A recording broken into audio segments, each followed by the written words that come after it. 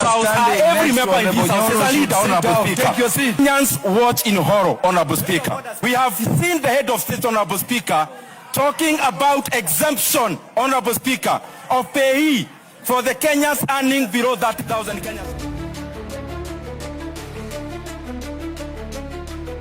I know Ndindi Nyoro, my brother. I know you want to look for an opportunity to do clips, TikTok clips, and Instagram, to people out there who do not know what we know in this house. And that is why, Honorable Speaker, as you had guided my brother, he should not use the floor of this house to mislead the public out there because he knows the truth. He has just said another untruth, that there was no securitization before when he was chair of budget and appropriations committee. He knows that is not true. But he knows Kenyans out there do not have the facts in their hands. And therefore you must be challenged on your untruths, because saying lies is unparliamentary. But what is untrue is untrue. Honorable Ndindi Nyoro, let us be honest with Kenyans. Let us be faithful to the truth. Let us be loyal also to the professions. Honorable Ndindi Nyoro purports to be an economist or a student of economics. I am a student of economics. And as much as we work from assumptions in economics, I'm also an accountant where we work with facts and figures. That is why I stand on facts and figures. And the truth that never changes, Honorable Speaker. Honorable Ndindi Nyoro, while you're on your feet, what was the total debt in the year 2022? The total debt in the year 2022 was 8.7 trillion Kenya shillings. And the total debt, 2023?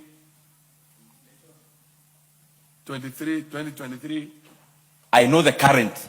You may give me time to check. But I can tell you the scope. Order. Can you, this is also a house of facts. Give us what was order. What was the total debt in the year 2022? Just a moment. 2023, 2024, 2025, and then you tell us when it started running crazy. Honorable Speaker, I want to repeat and speak loudly. There was no single issue of illegal debt of the book loan prior to last year mid. It's called securitization.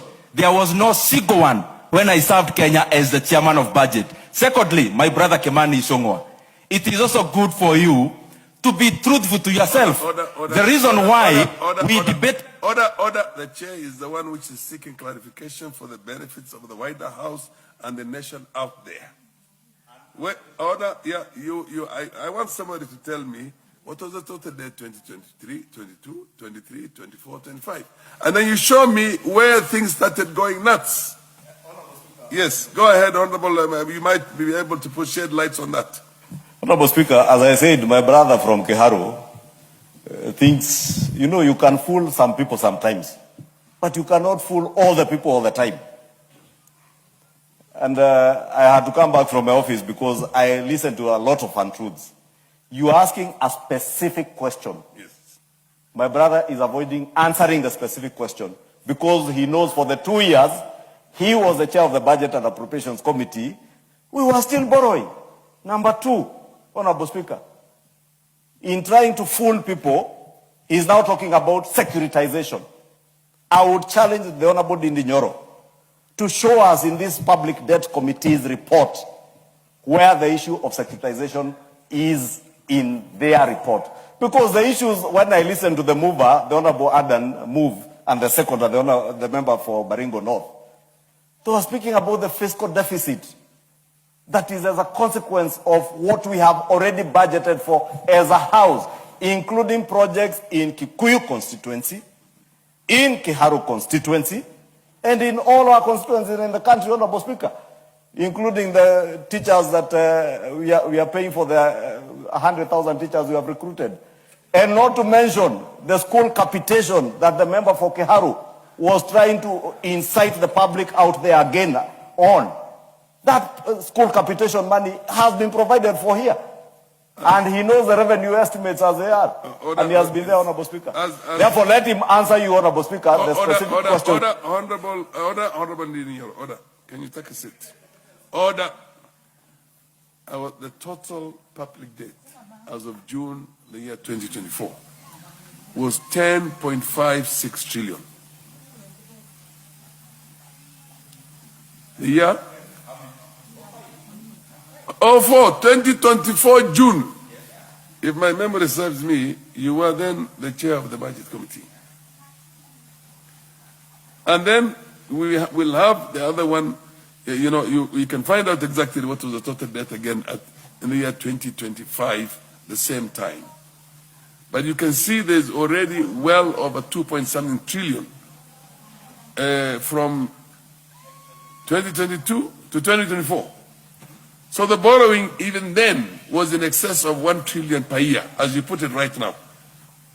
When you're still there as a chair of the I'm doing this purely for purposes of getting facts out for the benefit of Kenyans and the wider plenary. Okay. Let me give an opportunity to the Honorable MP for Funyula. Order, relax, you'll have your moment. The MP for Funyula, you want to rise on yours. Because this should not only look like a debate between the majority leader and Dini Nyoro and the chair seeking facts. Let's hear what he has to say. Then you will also have your moment to take a bite of that. Yes. Honorable Speaker, allow me to make this, and I hope I might not lose my slot to contribute. I was the next. So you have asked for information, which you can Google anytime, anywhere. Yes. And if you allow me, Honorable Speaker, at the end of June 2023, the public debt in Kenya stood at 10.27 trillion. That is June 2023. I just changed here by, anybody who has got a phone can tell you 2024.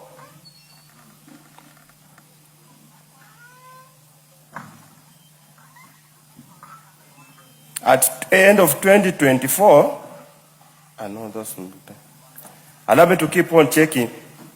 Yes, at the end of June 2024, it stood at 10.6 trillion. These are factual facts, Honorable Speaker, coming from Parliamentary Budget Office. And I have seen from the records they have provided us, is now 12.48 something, 487. So you can see the exponential increase over the period of time. Facts don't lie, Honorable Speaker. Yes. Data doesn't lie. You can manipulate the data, but the primary data doesn't lie. Fact. Period and simple. Thank you, Speaker. You have half a minute to explain to us why under your own tenure for 2 years, the thing was still going at above 1 trillion per year. Honorable Speaker, number one, that is not factual. The entire 3 years, the debt was averaging 800. But it is also important that we face Kenyans clearly and tell them there is a reason why this parliament has 3 committees. It's not my business to keep on answering questions about finance committee and debt committee. The work of the budget was about expenditure. Unless then we disband the debt committee in this house and the finance committee, and they become departments of the budget committee. Order. Otherwise, Honorable Speaker. Order, Honorable Dini Nyoro. Sorry, the chair. The purpose of the budget committee is to look at what has to be borrowed and what has to be raised. Order.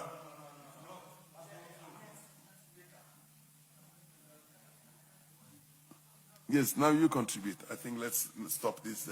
While you're contributing, maybe you can also keep on educating Kenyans and the wider plenary on these things. Speaker, I know this is a house of debate and it's a house of records. Yes. And I think this kind of exchange should be encouraged as many times as possible so that Kenyans can know that members of parliament are not just yes, are not voting robots, but our brains they can debate. And that's why precisely why the chair is Honorable Speaker, yes. Let me also join my colleague to support the report by the Public Debt and Privatization Committee on the consideration of the expenditures of the Consolidated Fund Services under the financial year 2026-2027 budget estimates.